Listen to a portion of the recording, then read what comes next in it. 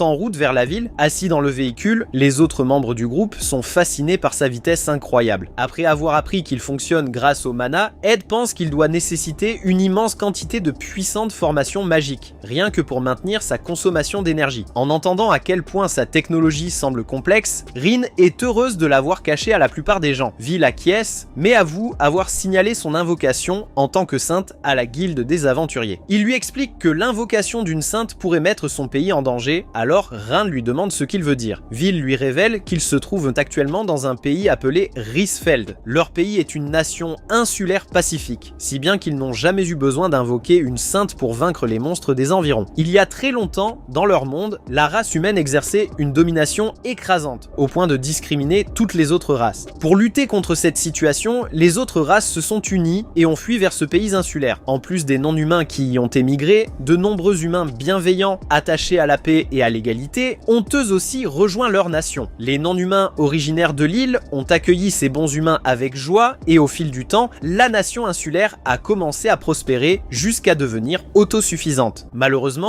à cause de leurs anciens conflits avec les humains venus de l'extérieur, les citoyens de Rysfeld se méfient encore d'eux. Afin d'empêcher toute sainte mal intentionnée d'entrer dans leur pays, Vil a signalé l'apparition de Rin au maître de la guilde d'Elraj, puisque cette ville est le principal port du pays. Après avoir entendu cela, Rin ne se sent pas menacée car elle fait confiance à Vil. Au contraire, elle s'enthousiasme à l'idée de goûter aux fruits de mer exotiques d'Elraj. Vil rit de sa réaction, puis lui fait remarquer qu'ils sont déjà arrivés en ville. En regardant devant elle, Rin s'émerveille devant l'immensité des gigantesques remparts. Elle gare ensuite son van dans un endroit sûr et laisse tout le monde descendre. Ils entrent dans la ville à pied où Rin se met aussitôt à rayonner devant l'atmosphère digne d'un univers fantastique. Vil annonce aux autres qu'il va aider Rin à s'inscrire à la guilde, alors Xénante décide de préparer son accueil dans leur maison. Ne voulant pas perdre leur précieuse cuisinière au profit d'un autre groupe, Ed avertit Vil de garder Ran à l'œil. Arya la prend dans ses bras et lui souhaite un bon trajet, ce qui suffit à rendre son mari fou de jalousie. Plus tard, à la guilde des aventuriers, une réceptionniste kobold nommée Sheila accueille Vil et Rin. Rin fond immédiatement devant sa mignonnerie et se demande à quelle espèce elle appartient. Vil explique qu'il est venu inscrire une nouvelle membre dans son groupe, alors Sheila sort un formulaire d'inscription. Elle remarque ensuite que Rin est au bord de l'explosion, tant elle la trouve adorable. Vil demande à Rin de se tenir correctement, car Sheila est une adulte, mais cette dernière ne voit aucun inconvénient à ce qu'on la trouve mignonne. Après cela, Sheila appose son tampon sur le formulaire de Rin et la déclare officiellement membre de l'équipe Smorgasbord. En lisant le texte inscrit sur le document, Rin découvre que son écriture japonaise se transforme automatiquement dans la langue de ce monde. Elle est également capable de lire cette langue, même si cette sensation lui paraît étrange. Sheila félicite Rin et lui souhaite bonne chance. Vil acquiesce, puis l'emmène rencontrer le maître de la guilde, Toré. Une fois assise, Rin se présente poliment et lui demande de bien vouloir la guider. Face à son comportement respectueux, Toré a du mal à croire que Vil ait réellement trouvé une personne normale. Vil ricane et lui rappelle qu'il a vérifié les antécédents de Rin avant de la recruter, alors il ne devrait pas remettre son identité en doute. Toré s'excuse pour ses paroles et affirme qu'il ne voulait pas l'offenser. Il répond ensuite à la présentation de Rin. Plus tôt, Vil lui avait envoyé un message d'urgence, si bien qu'il pensait qu'un grave incident s'était produit. Maintenant qu'il se retrouve face à l'innocente Rin, il ne pense pas que cette sainte inoffensive tout droit sortie d'un conte de fées méritait autant d'inquiétude. Il demande à Rin comment elle est arrivée dans ce monde, alors elle lui raconte toute son histoire. Bien qu'elle affirme avoir été invoquée depuis un autre monde, Toré ne la croit pas immédiatement. Il demande à examiner son statut afin de vérifier sa compétence spéciale, mais Vil l'avertit de ne pas s'approcher. Toré lui assure qu'il n'a aucune mauvaise intention, alors Rin accepte de le lui montrer à condition qu'il ne puisse pas découvrir d'informations privées à son sujet. Il sourit et lui explique que la plupart des magies mis d'analyse de statut ne sont pas assez avancées pour révéler absolument tout sur une personne. En entendant cela, Rin est surprise car sa compétence de survie est capable d'évaluer jusqu'à la fiabilité d'une personne. Elle se sent donc un peu plus en sécurité en apprenant que les autres ne peuvent pas simplement examiner toutes ses capacités et découvrir ses secrets. Peu après, Tori termine d'analyser ses compétences. Il lui explique qu'elle possède la classe d'étrangère attribuée aux personnes venant d'un autre monde. Selon les légendes, les étrangers peuvent hériter d'une classe spéciale ainsi que d'une compétence supplémentaire aléatoire. En entendant cela, Rin comprend enfin que sa classe spéciale est celle de voyageuse, tandis que Campi, son van, représente sa compétence unique. Cependant, Vil ne semble pas satisfait par les explications de Toré. Il lui demande pourquoi il doute autant de ses capacités, alors Toré lui rappelle que l'invocation d'une sainte reste une légende qui n'a jamais été confirmée. Vil se demande ensuite pourquoi les humains étrangers auraient eu recours à une telle invocation. Il se demande s'ils font réellement face à une crise si grave qu'elle nécessite des compétences surpuissantes. Toré révèle qu'il n'a reçu aucune nouvelle concernant une crise mondiale, ce qui rend les motivations du royaume humain difficiles à comprendre. Toutefois, il pense que la rencontre de Vil avec l'ours de feu pourrait constituer un indice. Normalement, des monstres aussi puissants n'apparaissent jamais dans les zones réservées aux débutants. Ce phénomène pourrait donc être lié à la crise que rencontrent les humains. humains. Toré fait également remarquer que l'ours de feu semblait beaucoup plus faible que d'habitude face au groupe de Vil. Tous ces signes étranges lui paraissent suspects, alors il demande à Vil de renforcer la sécurité autour d'Elraj avec son équipe. Après y avoir réfléchi, Vil accepte, estimant que c'est nécessaire pour assurer la sécurité de tous. En réalisant qu'elle vient de rejoindre un groupe suffisamment prestigieux pour recevoir l'attention directe du maître de la guilde, Rin se sent heureuse. Plus tard, il retourne dans la résidence principale de l'équipe Smorgasbord. Même si tout le monde essaie d'accueillir chaleureusement Rin, leurs estomacs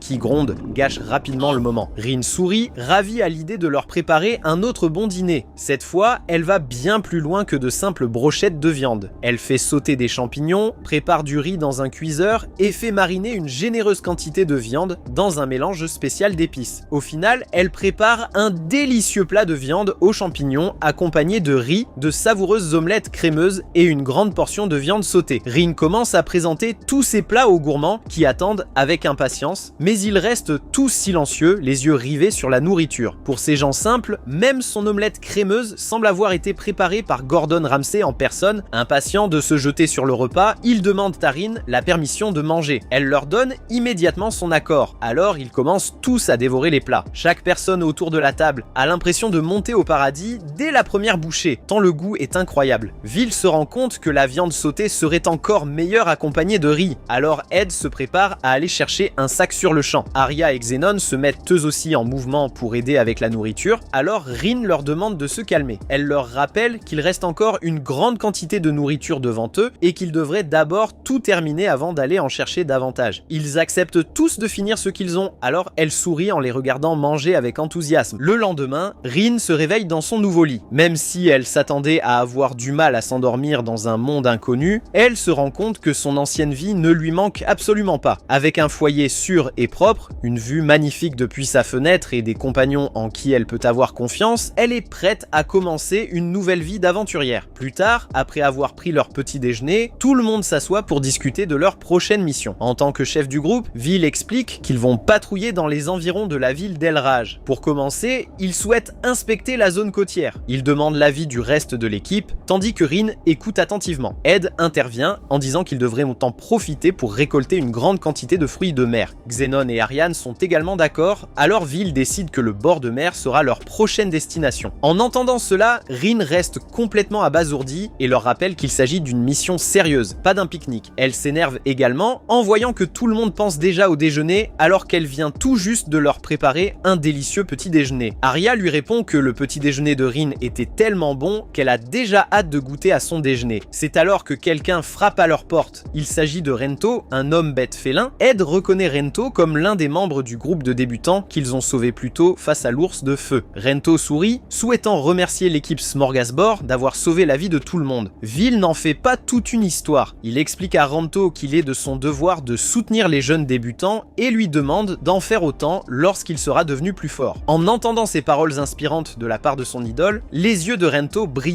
d'admiration. Rin est elle aussi ravie de sa réaction, alors elle se présente à son tour. Elle apprend que Rento a grandi dans l'orphelinat d'une église et qu'il est devenu aventurier pour pouvoir subvenir à ses propres besoins. En entendant cela, Rin éprouve de la peine pour lui et pour les autres orphelins, alors elle se met rapidement à chercher quelque chose. Elle sort ensuite une fournée de biscuits magiques aux myrtilles et demande à Rento de les partager avec les enfants de l'orphelinat. Après l'avoir remercié, il s'en va, mais le reste de l'équipe commence alors à fusiller Rin du regard. De toute évidence, ils sont tous contrariés qu'elle lui ait offert un délicieux dessert sans leur en donner. Rin leur explique précipitamment qu'elle a gardé une autre fournée de biscuits aux myrtilles pour l'équipe, ce qui finit par les calmer. Après cela, elle les conduit tous jusqu'au bord de mer à bord de son camping-car. En chemin, Arya, Ed et Xenon dévorent l'ardeur joyeusement leur part de biscuits aux myrtilles. Malheureusement, comme leur équipe ne possède pas de permis d'entrée au port, Rin doit faire un long détour pour atteindre la mer. Cela ne la dérange pas car elle affirme que son travail consiste justement à transporter l'équipe partout où elle doit aller. Grâce à la vitesse de son véhicule, ils atteignent rapidement la plage. Une fois sur place, Ed se réjouit à l'idée de pouvoir profiter d'un rendez-vous avec sa femme, alors Xenon lui rappelle qu'il doit également accomplir sa mission. Vil dégaine ensuite son épée et se prépare à partir. Rin est surprise de voir que son épée peut apparaître à volonté, alors Vil lui explique que son arme est enregistrée grâce à un contrat magique spécial. Même si les armes magiques sont pratiques à transporter, elles sont extrêmement coûteuses, ce qui signifie que la plupart des aventuriers n'y ont pas accès. En entendant cela, Rin comprend que les moyens de stockage doivent être particulièrement chers dans ce nouveau monde. Puisqu'il n'existe aucun sac sans fond permettant de ranger des objets, son véhicule doté d'un espace de stockage infini doit représenter une capacité extrêmement précieuse ici. Peu après, le groupe se met en route, mais au lieu de récolter des renseignements, ils se contentent de partir pêcher. Pendant ce temps, Rin prépare leur déjeuner à l'intérieur du camping-car. Cette fois, elle découpe une grande quantité de légumes afin d'équilibrer leur repas. En la regardant préparer les ingrédients, Arya devient déprimée car elle déteste les légumes. Rin lui explique que les légumes fournissent à son organisme de précieux micronutriments, mais Arya n'en a manifestement rien à faire. Elle lui tend un énorme poisson pêché en mer que Rin accepte comme ingrédient principal de son plat. Elle commence à retirer les écailles du poisson avec l'intention d'en faire un délicieux plat frit. Affichant un sourire malicieux, Arya se rapproche discrètement d'elle. Elle demande alors à Rin, sur un ton taquin, s'il existe quelqu'un qui lui plaît. En entendant cette question, Rin est évidemment troublée, mais lorsque Arya lui adresse un doux sourire, toutes ses défenses s'effondrent. Arya lui demande si Vil ne lui plaît pas, mais Rin secoue la tête. Cependant, Rin précise qu'elle ne connaît pas encore suffisamment Vil pour être amoureuse de lui. Déçue par sa réponse, Arya se demande comment elle pourrait continuer à la taquiner. Soudain, Rin renverse la situation et lui demande comment elle a rencontré Ed. Cette question fait perdre à Arya toute l'assurance qu'elle affichait quelques instants plus tôt et elle commence à rougir comme une jeune fille. En voyant sa réaction adorable, Rin prend davantage confiance en elle et se met à la taquiner encore plus. C'est alors qu'Ed et les autres reviennent de leur partie de pêche et trouvent Arya rouge de honte. Elle raconte à Ed que Rin l'a cruellement humiliée, ce qui lui fait complètement mal interpréter la situation. Avant qu'Ed ne l'écorche vive, Rin s'empresse d'expliquer qu'elle a seulement demandé à Arya de lui raconter sa première rencontre avec lui. En entendant cela, il comprend que sa femme s'embarrasse énormément pour une histoire sans importance. Il invoque ensuite un immense cube d'eau rempli de calamars vivants. Rin est ravie de voir cela et commence immédiatement à réfléchir à tous les plats qu'elle pourrait préparer. Tous les autres sont surpris car ils n'ont pas l'habitude de manger du calamar. Cependant, grâce au talent culinaire exceptionnel de Rin, il décide de faire confiance à son jugement. Peu après, Rin sert le déjeuner, impatiente de découvrir leur réaction face à ce nouveau plat. Malheureusement, le reste du groupe semble déçu de voir des légumes dans leurs assiettes. Rin les rassure en leur affirmant que les légumes sont délicieux, alors Arya est la première à en goûter une bouchée. Elle tombe immédiatement sous le charme du plat, poussant les autres à se mettre eux aussi à manger. Très vite, ils ont tous l'impression de monter au paradis en découvrant le goût d'un gratin d'aubergine à la parmesane parfaitement cuisiné. Ils apprécient également le riz à la tomate préparé par Rin, stupéfait qu'un simple plat à base de légumes puisse être aussi délicieux. Enfin, Rin leur rappelle qu'elle a également préparé un plat de viande à base de bar. Après avoir terminé son déjeuner, Arya demande à Rin si elle souhaite obtenir des ingrédients particuliers pour ses futurs projets culinaires. Rin propose de récupérer quelques crustacés ainsi que d'autres poissons, alors tout le monde se prépare pour une nouvelle session de pêche sur la plage. Soudain, leur ambiance festive est interrompue lorsque des habitants des environs viennent leur demander de l'aide. Après les avoir suivis, ils découvrent une orque échouée qui se débat sur le sable. Rin est surprise de voir qu'il existe des orques dans ce monde, mais Vil lui explique que ce poisson est appelé un farceur. Dans ce monde, les farceurs sont des poissons espiègles qui aiment taquiner les aventuriers sur la plage. Remarquant leur présence, la farceuse tourne la tête vers eux et s'adresse télépathiquement à Rin. Elle lui explique qu'il existe une bonne raison pour laquelle elle s'est retrouvée échouée sur le sable. Un peu plus tôt, elle avait tenté de faire une farce à des aventuriers présents sur la plage en leur sautant dessus. Cependant, elle avait oublié qu'elle n'aurait aucun moyen de retourner dans la mer et s'était retrouvée coincée dans un fossé. Rin comprend alors que cette faiseuse de troubles a littéralement creusé sa propre tombe. La farceuse ne se vexe pas de sa remarque. Au contraire, elle taquine Rin et lui propose une récompense si elle l'aide à retourner dans la mer. En entendant cela, Arya révèle que les farceurs sont également connus comme les porteurs de bonne fortune en mer. Même s'ils adorent jouer des tours aux aventuriers, ils leur offrent une généreuse récompense une fois leur requête accomplie. Bien que toutes les personnes présentes souhaitent elles aussi obtenir la récompense de la farceuse, aucune d'entre elles n'est capable de déplacer l'énorme baleine, ne serait-ce que d'1 centimètre. Elle demande donc l'aide de Vil et de son équipe. Refusant de laisser l'animal mourir, Vil accepte. Malheureusement, même avec lui et tous les autres membres de l'équipe Smorgasbord, ils sont incapables de pousser la baleine. En les observant travailler, Rin réalise à quel point il fait chaud sur la plage. Elle remarque que le soleil brûlant fait souffrir l'orque. Elle demande rapidement à Ed s'il peut créer un autre cube d'eau grâce à sa magie. Il acquiesce, alors elle lui demande d'en faire apparaître un au-dessus de la farceuse afin de la rafraîchir. Après qu'Ed a créé le cube d'eau, celui-ci éclate et déverse une pluie d'eau fraîche sur la farceuse. Elle pousse un soupir de soulagement mais ne remercie remercie Rin pour son aide salvatrice qu'avec un compliment peu enthousiaste. Rin se demande alors si elle ne devrait pas simplement cuisiner la baleine mourante, ce qui choque cette dernière. Pendant ce temps, les hommes abandonnent l'idée de pousser la baleine, visiblement épuisée. Rin se demande si Ed pourrait créer un gigantesque cube d'eau afin de transporter la farceuse grâce à la magie. Malheureusement, il ne possède pas assez de mana pour créer un cube aussi grand. Rin pense alors à creuser un canal rempli d'eau afin d'aider la farceuse à retourner dans la mer. Ed acquiesce et lui explique qu'il peut créer des tunnels dans le sable grâce à sa magie de terre. Soudain, l'eau commence à gronder devant eux. Une immense pieuvre surgit de la mer et tente d'attaquer la farceuse avec ses tentacules. Heureusement, Xenon la protège de l'attaque avec son bouclier. Après l'échec de son attaque, le monstre dévoile l'intégralité de son corps. Vil l'identifie comme un bébé Purupu, un monstre féroce qui apparaît rarement près des côtes. Il se demande pourquoi une créature aussi inhabituelle est venue jusqu'à la plage, alors la farceuse affirme que sa peau et sa chair délicieuse ont sûrement dû l'attirer. En entendant ces paroles prétentieuses, Rin pense que ce poisson arrogant mérite vraiment de se noyer. Non loin de là, Vil et les autres membres du groupe se préparent à combattre. Pour les soutenir, Rin analyse le Purupu grâce à sa compétence de survie, qui révèle un point faible situé entre ses yeux. Cette compétence lui apprend également que la chair tendre de la pieuvre peut être utilisée pour préparer d'incroyables plats de fruits de mer. Rin informe rapidement Vil de l'emplacement de ce point faible. Pour l'encourager davantage, elle lui propose également de cuisiner un plat de fruits de mer à base de Purupu avec la viande du monstre. En entendant cela, Vil et les autres deviennent encore plus motivés. Derrière eux, les autres habitants commencent à creuser des canaux dans le sable. Rin grimpe sur le dos de la farceuse afin de la rafraîchir, mais la baleine se contente de se moquer de ses efforts sincères. Pendant ce temps, Xenon et les autres se demandent s'ils pourront réellement manger cet écœurant monstre pieuvre. Finalement, ils décident de faire confiance au jugement de Rin. Arya immobilise le monstre avec ses toiles d'araignée, créant ainsi une ouverture pour Vil. En pensant au délicieux plat surprise qui l'attend, il se prépare à porter le coup final. Derrière lui, Rin et les autres habitants travaillent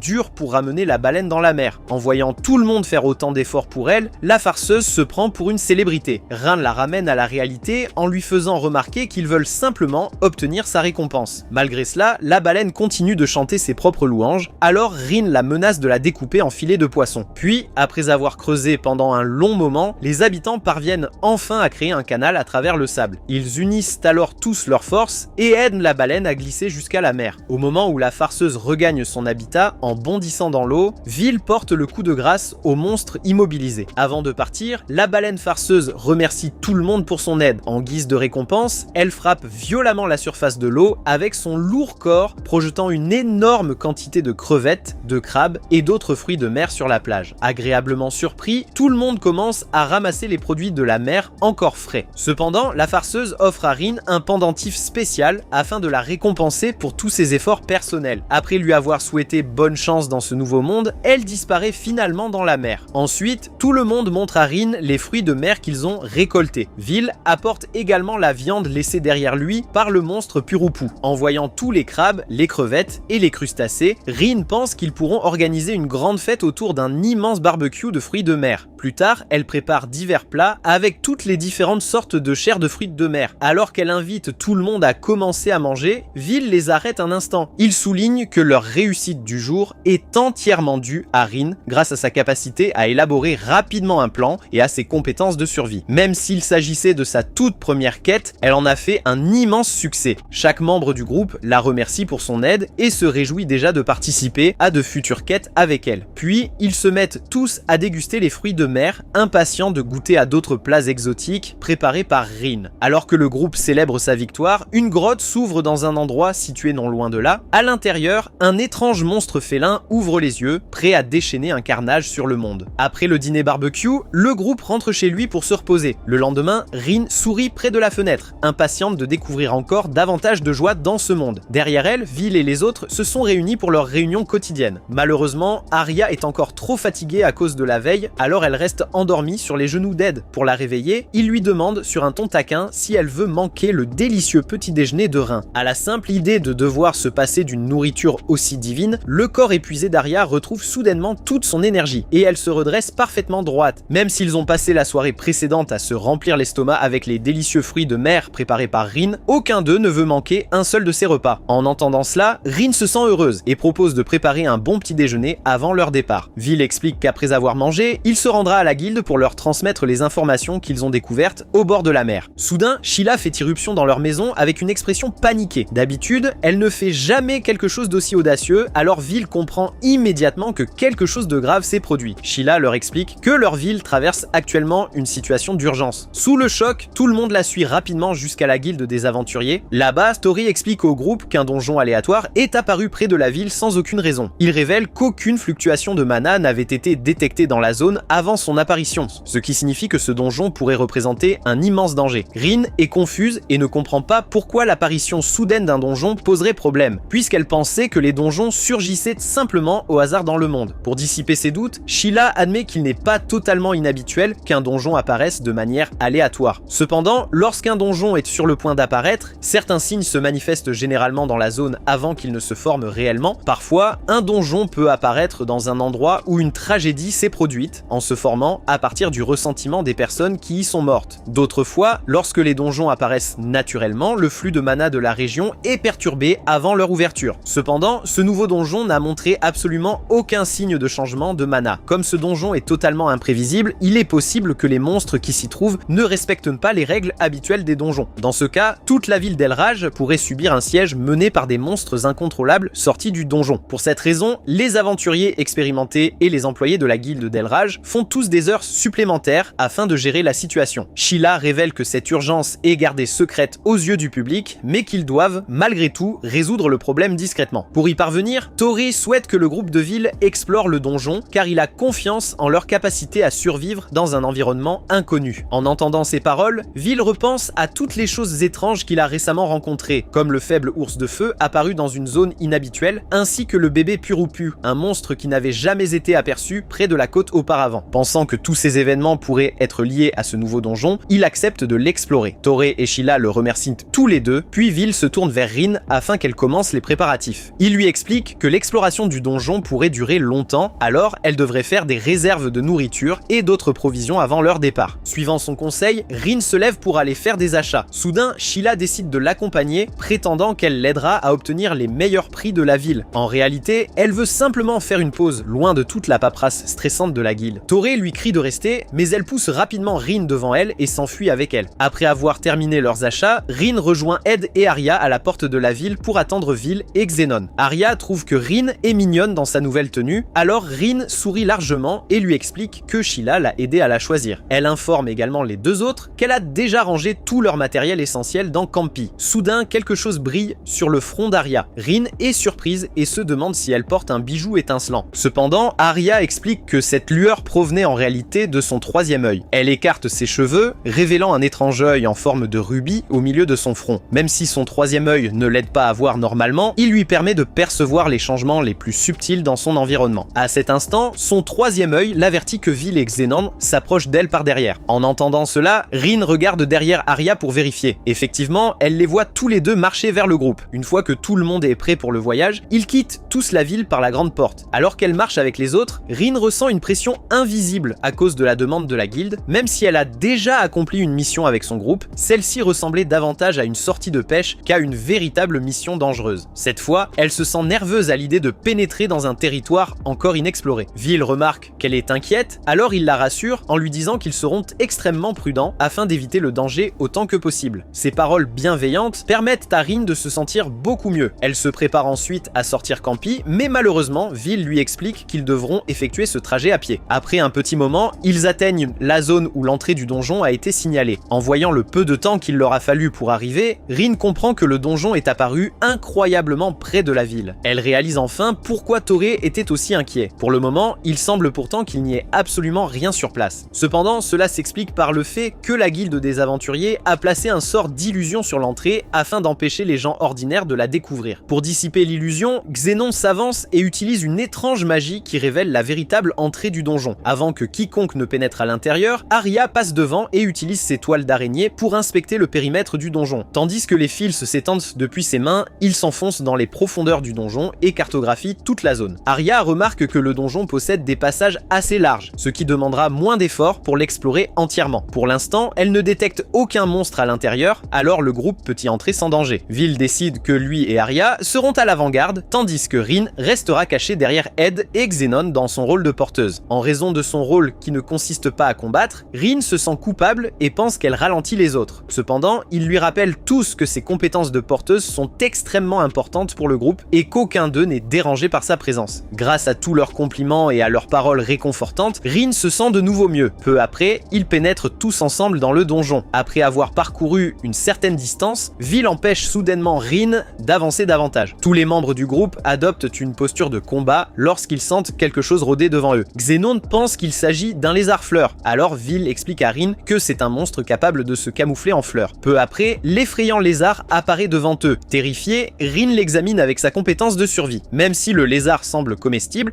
elle se demande si quelqu'un voudrait réellement manger sa chair visqueuse. Ed s'avance pour s'occuper du lézard. Soudain, celui-ci bondit sur lui à une vitesse fulgurante. Rin sursaute de peur, mais Ed enferme facilement le lézard dans une cage magique avant de le réduire en cendres. Après avoir anéanti la pauvre créature, Ed se retourne et se vante devant Rin comme s'il venait d'accomplir quelque chose de parfaitement ordinaire. Ensuite, Vil ramasse la viande laissée par le lézard et la donne à Rin. Pour le moment, elle décide de la ranger puisqu'elle n'a pas encore envie de la cuisiner. Soudain, sa compétence de survie lui envoie une alerte jaune. Sorti de nulle part, un bébé chat atterrit sur ses genoux. Pendant un instant, Rin reste stupéfaite, se demandant quoi faire de cet adorable inconnu. Vil lui dit rapidement de s'en éloigner, affirmant que ce chat est un monstre dangereux. Cependant, le petit félin semble plutôt amical avec Rin. Ed et les autres lui expliquent qu'il s'agit d'un petit lynx ailé, alors Rin est surprise qu'il soit déjà aussi grand. Tandis que le chat se blottit contre elle, Rin a du mal à croire qu'il puisse être un monstre terrifiant. Puis, le lynx ailé commence à miauler vers elle, alors elle pense qu'il a faim. Pour l'instant, la nourriture la plus proche qu'elle possède est la viande du lézard, alors elle la donne au lynx. Le chat se jette dessus et mange la viande visqueuse sans le moindre problème. Rin craignait un peu que la viande ait mauvais goût, mais elle se détend en voyant que le lynx ailé n'en a absolument rien à faire. Tandis qu'il mange paisiblement, la compétence de survie de Rin se met soudainement à clignoter en bleu au lieu de jaune. Malgré cela, elle ne comprend toujours pas ce qu'elle essaie de lui dire. Arya se demande ce qu'il devrait faire de ce chat sauvage, alors Rin le prend dans ses bras pour le moment. En voyant à quel point la créature est amicale, elle décide de la garder comme animal de compagnie. Le corps duveteux du lynx ailé rappelle à Rin son ancien chat de compagnie sur Terre qui s'appelait Gomamitsu, alors elle lui donne le même nom. En entendant ce nom, Gomamitsu demande à Rin si c'est vraiment ainsi qu'elle compte l'appeler. Rin acquiesce pendant un instant, puis elle est soudainement bouleversée en réalisant que le bébé lynx vient de lui parler. Pour une raison inconnue, personne d'autre ne peut entendre le chat parler. Rin se demande ce qui ne va pas, alors Xenon examine attentivement le lynx ailé. Après l'avoir observé de plus près, il comprend que le lynx est devenu un monstre nommé. En entendant cela, Vil en déduit que Rin a dû accidentellement le transformer en monstre nommé en l'appelant Gomamitsu. En donnant un nom au chat, elle est en réalité devenue sa maîtresse. Grâce à ce lien, Rin peut entendre les pensées du chat, contrairement aux autres. En apprenant cela, Rin se demande s'il est normal que les gens apprivoisent au hasard des monstres amicaux. Vil admet que ce n'est habituellement pas aussi facile, alors Rin commence à se demander si elle a fait quelque chose de mal. Pensant qu'elle cause des problèmes au groupe, elle se met à s'excuser abondamment auprès de chacun d'eux. Xenon sourit, trouvant très impressionnant qu'elle ait réussi à apprivoiser le petit d'un monstre aussi puissant. Ed et Arya sont également d'accord avec lui, mais Rin continue de penser que ses actions compliquent les choses pour le groupe. En voyant à quel point elle est inquiète, Vil la rassure en lui disant que cela ne causera aucun problème. Après leur mission, il lui promet de la faire enregistrer officiellement auprès de la guilde en tant que dresseuse de monstres. En réalité, aucun membre du groupe ne voulait abandonner cet adorable lynx, alors personne ne voit d'inconvénient à ce qu'il les accompagne. Ensuite, ils poursuivent leur exploration et arrivent devant un chemin qui se divise en deux. Arya inspecte les passages devant eux avec ses toiles et décide que celui de droite est le plus sûr. En suivant ce chemin, ils débouchent dans une vaste salle au plafond très élevé. À l'intérieur de la grande salle, Gomamitsu s'enthousiasme et veut voler jusqu'au plafond, alors Rin la retient. Soudain, sa compétence de survie lui envoie une alerte rouge. Vil ne voit aucun danger, alors Rin pointe devant eux. Arya sourit, sachant déjà ce qui se trouve plus loin grâce à son troisième œil. Elle explique qu'il s'agit d'un piège au sol et utilise ses toiles d'araignée pour révéler un immense trou dans le sol devant eux. Sous les yeux de Rin, Arya recouvre le trou avec sa magie. Vil se demande comment Rin a détecté le trou, alors elle lui explique que c'est grâce à sa compétence de survie. Même s'ils viennent de désamorcer le piège, Gomamitsu bondit soudainement hors des bras de Rin et se met à feuler contre quelque chose devant eux. En voyant cela, Vil ordonne à Rin de monter dans le camping-car avec le chat. Elle s'éloigne rapidement et se réfugie à l'intérieur du véhicule. Xenon lance ensuite une magie de voile afin de protéger les autres membres du groupe contre la menace. À l'intérieur du véhicule, Rin s'inquiète à propos du monstre qui approche, car tout le monde réagit avec beaucoup de sérieux. Vil l'avertit de ne pas quitter le camping-car avant qu'ils aient vaincu le monstre, ce qui l'inquiète encore davantage. Sous leurs yeux, un Cocatrix s'avance vers eux. Il s'agit d'un gigantesque monstre ressemblant à une poule, capable de répandre un gaz toxique produit par la tête de serpent située au bout de sa queue. En apercevant le serpent sur sa queue, Goma hurle de terreur et recule. Lorsque le monstre s'approche, il projette un immense nuage de poison en direction du groupe. Au début, Rin est extrêmement inquiète pour les autres membres du groupe. Cependant, le voile magique les protège facilement du miasme. Privé de son poison, l'intimidant Cocatrix se transforme simplement en une volaille de taille monstrueuse. Pour lui porter le coup de grâce, Arya s'avance et utilise ses toiles d'araignée. Elle les déploie sous la forme de fines lignes horizontales, découpant le Cocatrix encore vivant comme s'il s'agissait d'un légume fragile. En assistant à cette incroyable démonstration, Rin est tellement impressionnée qu'elle en oublie comment parler. Goma lui demande ensuite si le Cocatrix est mort car sa queue l'a beaucoup trop effrayée. Malgré sa peur de tout à l'heure, elle essaye de faire comme si elle n'avait pas eu peur du tout, mais lorsque Rin mentionne le serpent, ses yeux se remplissent à nouveau de larmes de terreur. Furieuse qu'elle se moque d'elle, Goma essaie de l'attaquer, mais Rin l'attrape et continue de la taquiner encore davantage. Puis, Vil entre dans le camping-car. Il donne à Rin la viande de poulet laissée par le monstre. En voyant cette viande de première qualité, Rin est folle de joie. Même si elle a déjà préparé de la nourriture pour leur voyage, elle décide de cuisiner un plat spécial avec la viande du Cocatrix pour célébrer leur victoire. Pour préparer ce plat, elle demande de l'aide à Vil. Il accepte et écale des œufs avec elle afin de préparer une sauce tartare. Une fois les œufs ajoutés, Rin incorpore de la mayonnaise et des épices pour terminer la sauce. Lorsque la sauce est prête, elle propose à Vil de la goûter. Dès la première bouchée, il tombe à ses pieds et se demande si elle n'est pas une sorte de génie maléfique de la cuisine. Rin rit et entre dans son jeu, faisant semblant d'être une super vilaine qui tue les gens avec des plats incroyablement délicieux. Ensuite, les autres membres du groupe retournent eux aussi dans le véhicule. Xenon et Ed discutent du fait que, même si le donjon est rempli de monstres, ceux-ci semblent bien plus faibles que d'habitude. Cette situation leur rappelle l'ours de feu et les monstres purs